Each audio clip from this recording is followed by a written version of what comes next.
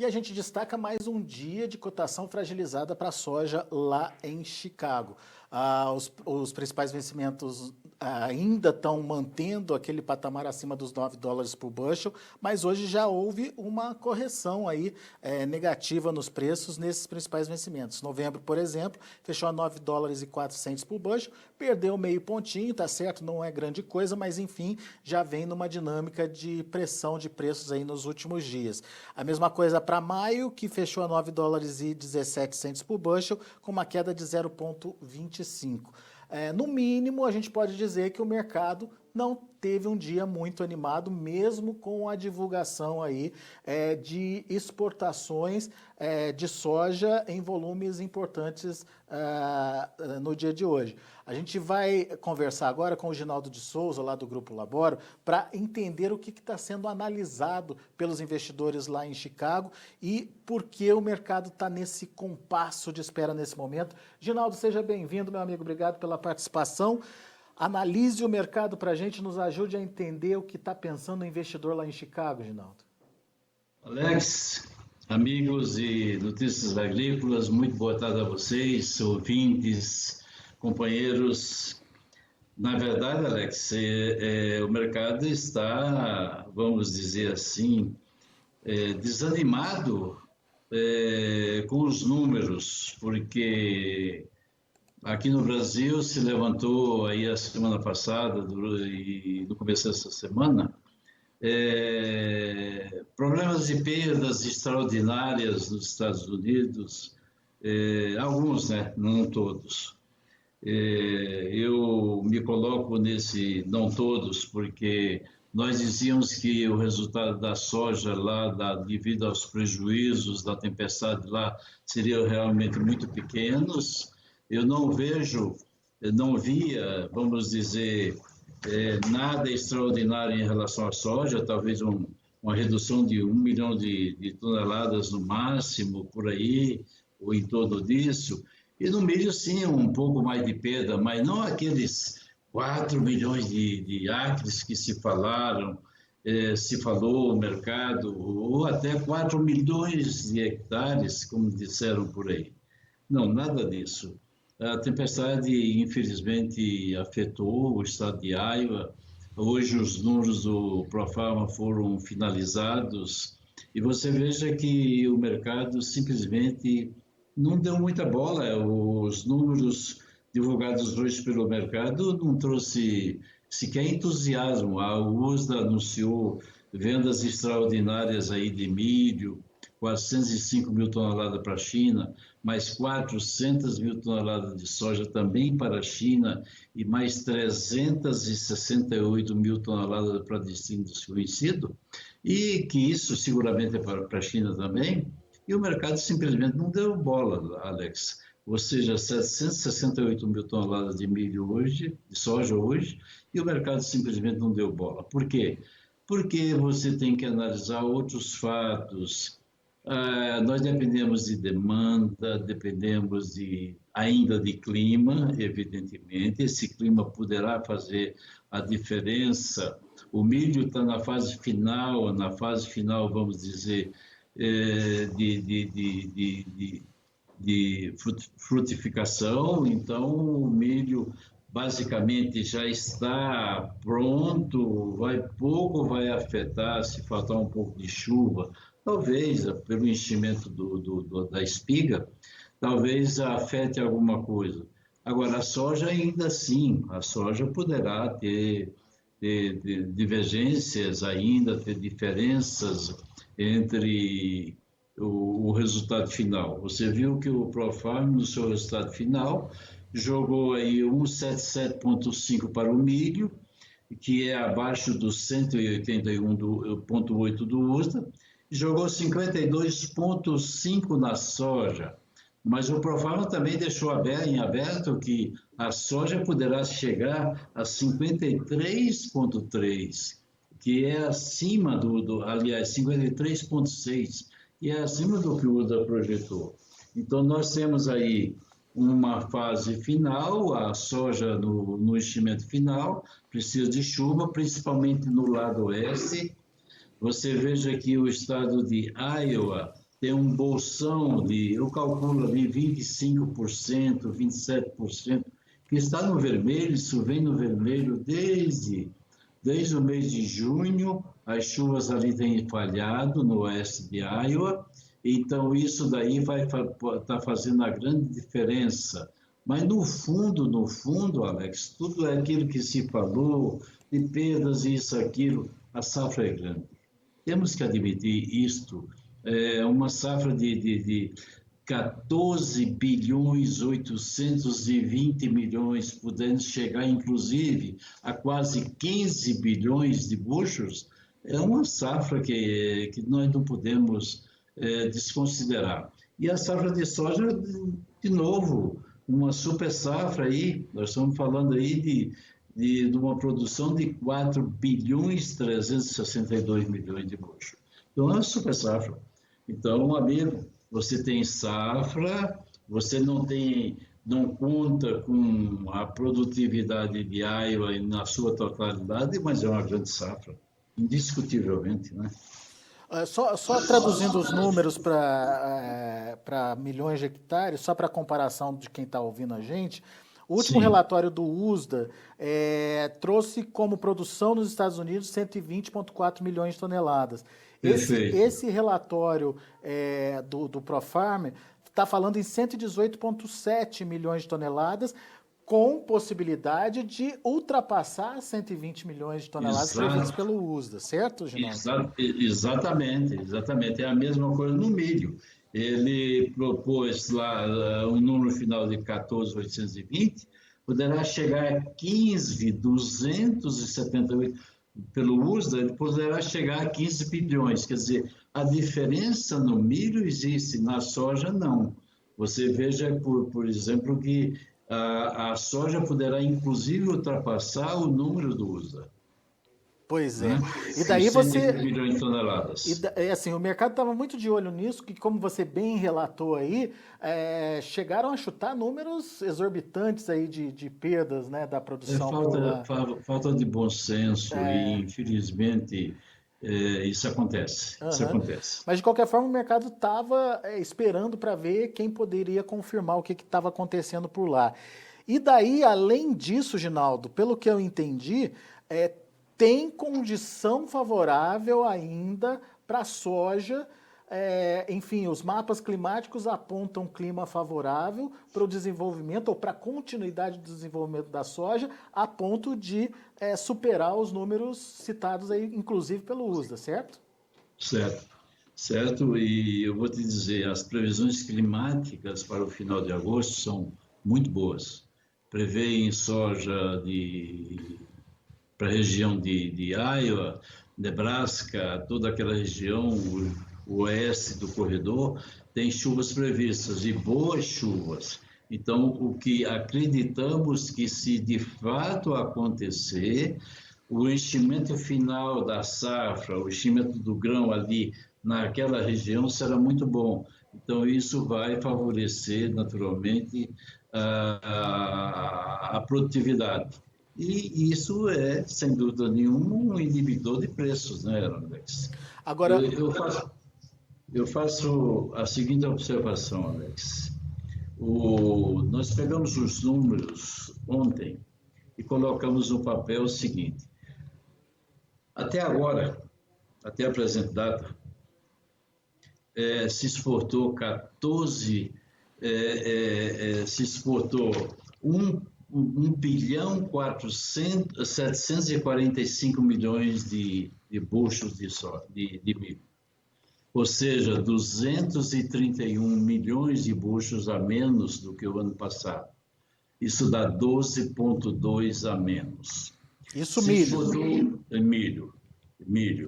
Se exportou, se vendeu, né? Na realidade, se vendeu. Se vendeu 1 bilhão 740 milhões de bushels de soja, que é 41 milhões de bushels a menos do que o ano passado, ou seja, 2,2 a menos do que o ano passado. Então, não existe aquela história, não tem estoque, o estoque americano é pequeno. Não. O estoque americano está sendo previsto em 610 milhões de bushels, que foi o último divulgado no Supply Demand agora do dia 12 de agosto. Então, o que acontece? Muito provavelmente o USA vai ter de novo que fazer a sua engenharia e aumentar as exportações para a China. Porque a China até agora comprou algo como 10 milhões de toneladas e vai ter que comprar mais 9, 10 milhões para poder equivaler, vamos dizer, chegar próximo ou chegar no nível que o USA está prevendo. Então, a China precisa ainda comprar 9 a 10 milhões de toneladas dos Estados Unidos, porque nós sabemos que a partir de fevereiro, meu amigo, ou seja, as compras para embarques futuros vão acontecer aonde? No Brasil. E, naturalmente, os Estados Unidos serão deixados de lado, porque simplesmente a China passa a comprar olhando os preços e que estão sendo ofertados aqui na América do Sul. É isso que acontece, ou seja, a demanda está voltada agora para quê? Para a soja americana, porque soja no Brasil não existe mais. Nós não temos como mais exportar soja. Veja você, o chinês não vai deixar de pagar, não vai deixar de pagar 60 centavos por bushel nos Estados Unidos de prêmio, para pagar aqui no Brasil tipo 185, quase 200. Então não tem lógica, né? Então automaticamente tem que comprar nos Estados Unidos, porque o produtor brasileiro está segurando, não vai vender essa soja, inclusive que tem no Brasil, é muito pouco, talvez 11 milhões de toneladas, 12, exagerando, e essa soja vai ser vendida da mão para a boca e muita coisa o produtor vai carregar.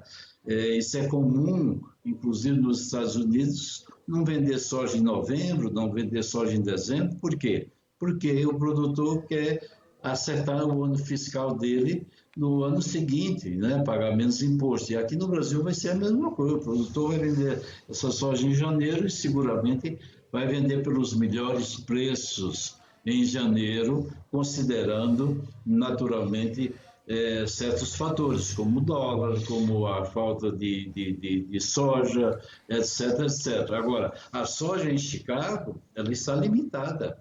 As altas estão limitadas. Eu tenho dito, e você sabe disso, que soja acima de $9 eu venho recomendando vender. 9,05, 9,10, 9,15, 9,20, vender. Por quê? Para quem precisa vender, para quem que precisa exportar, porque eu não vejo, se a América do Sul, o Brasil vier com a safra de 130 milhões, a Argentina vier com a safra de 60, você já viu o que é que vai acontecer. Os preços lá na frente vão cair muito mais.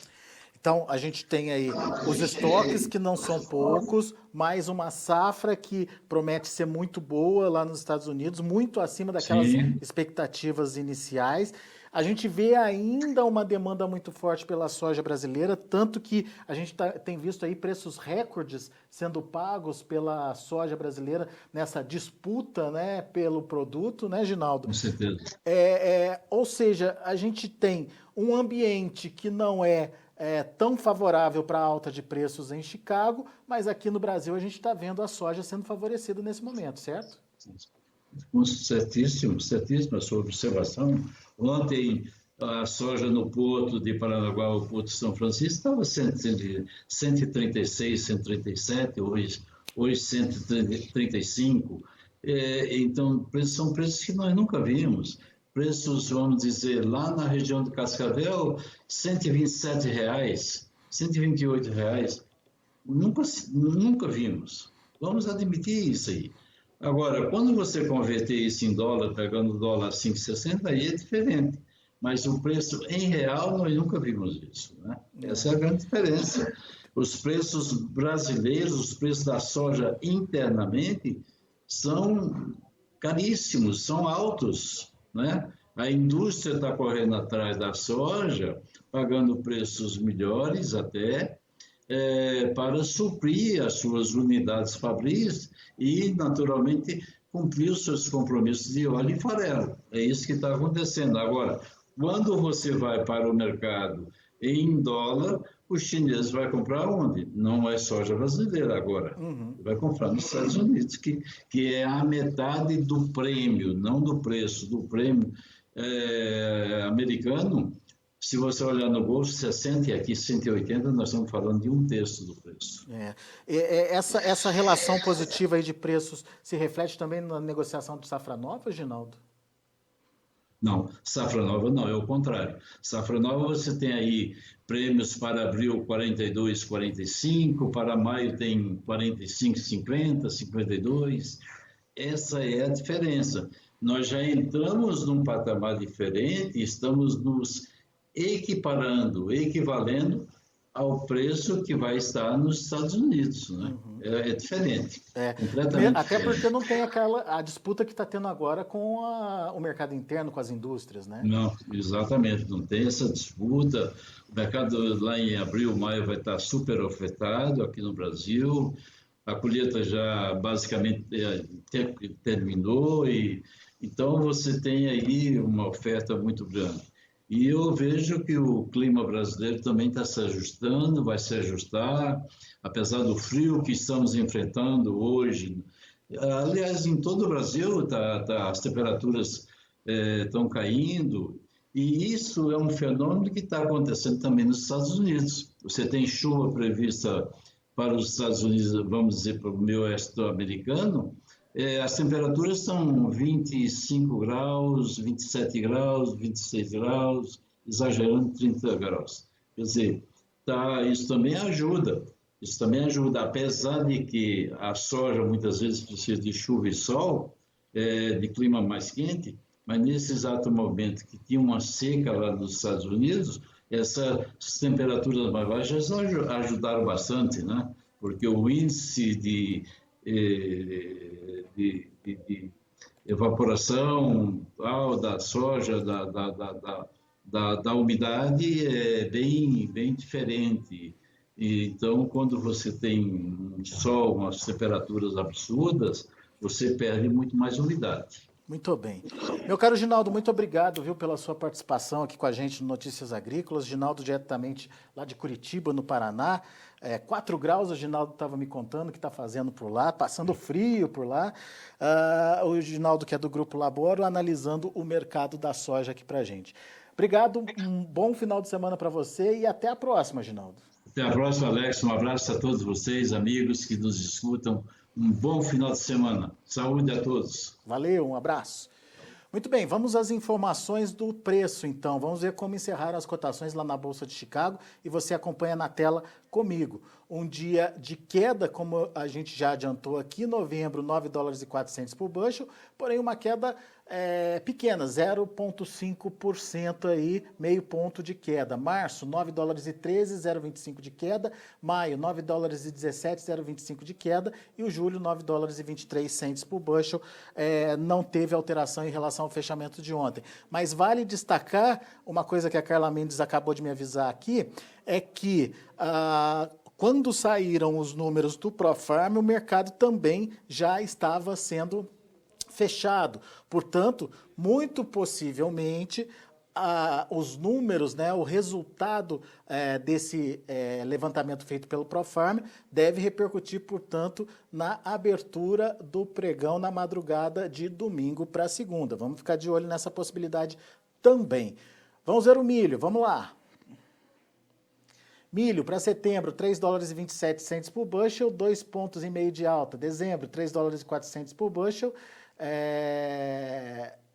3 dólares e 40 centes por bushel, uma alta de 1 ponto mais 25. O março, 3 dólares e 53 centes por bushel, 0,75 de alta. Em maio, 3 dólares e 60, 0,25 de elevação. E para finalizar, o trigo, vamos lá? Trigo setembro, 5 dólares e 27, alta de 7 pontos mais 75. Dezembro, 5 dólares e 35, subindo 6,5. Março, 5 dólares e 41, 6,5 também de alta. E maio, 5 dólares e 46 centes por bushel, uma alta de 6 pontos mais 75. Muito bem, são os números já de fechamento dos negócios dessa sexta-feira lá na Bolsa de Chicago. A gente fica por aqui, agradeço muito sua atenção, a sua audiência.